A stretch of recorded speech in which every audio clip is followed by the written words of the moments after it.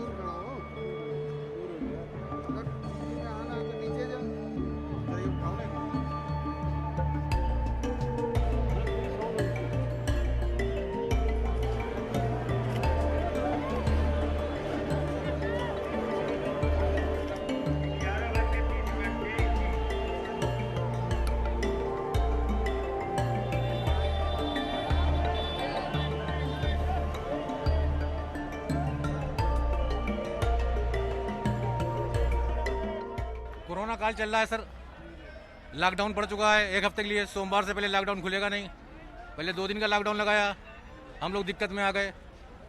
खाना अपने घर में बना रहे हैं, कहाँ तक बनाएंगे भाई, हम लोग लेबर टाइप के लोग हैं भाई हमारा जैकेट का एक्सपोर्ट होता है भाई यहाँ पे, तो हमारा 2 दिन तो हमने झेल लिया, अब ये 7 दिन कौन झेलेगा। अब हम ये 6 बजे से बैठे हुए हैं यहाँ पे, 6 बजे से यहाँ पे बैठे हुए हैं, बस का इंतजार कर रहे हैं, अभी तक बस नहीं आई। हमारे जो माननीय अरविंद केजरीवाल मुख्यमंत्री जी हैं, उन्हें ना पहले भी लॉकडाउन हो चुका है उनके सामने ही, कोई ये नहीं कि 10-20 साल पहले हुआ, भी 1 साल पहले हुआ था, उन्होंने हालात देखे थे।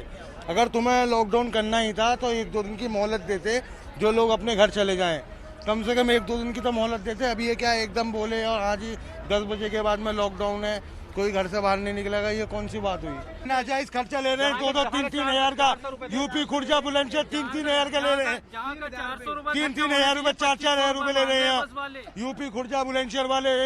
यहाँ अलीगढ़ ये यहाँ 200 रुपए में जाने वाले 3-3, 4-4 हजार रुपए पर बंदा ले रहे हैं।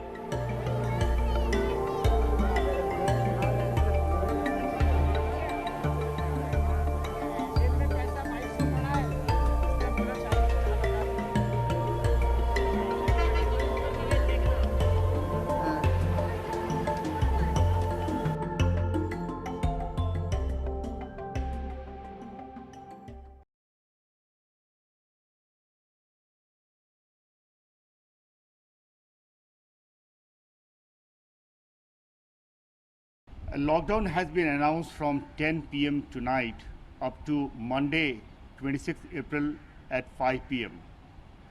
We have just had the weekend curfew and we have seen that it was hugely successful, except for a small minuscule of persons who had come out and they were prosecuted. A large majority of the citizens of Delhi, the residents of Delhi, they remained indoors and cooperated with the police and the administration. Around 7,000 persons were challaned for not observing the COVID appropriate behavior. Similarly, 1,400 FIRs were registered, in which more than 1,100 persons were arrested. My appeal to the residents of Delhi are they should observe the lockdown, stay indoors, and at the same time I would also like to say that most of the essential services or the commodities, they are available. There is absolutely no difficulty in obtaining them even during the lockdown period.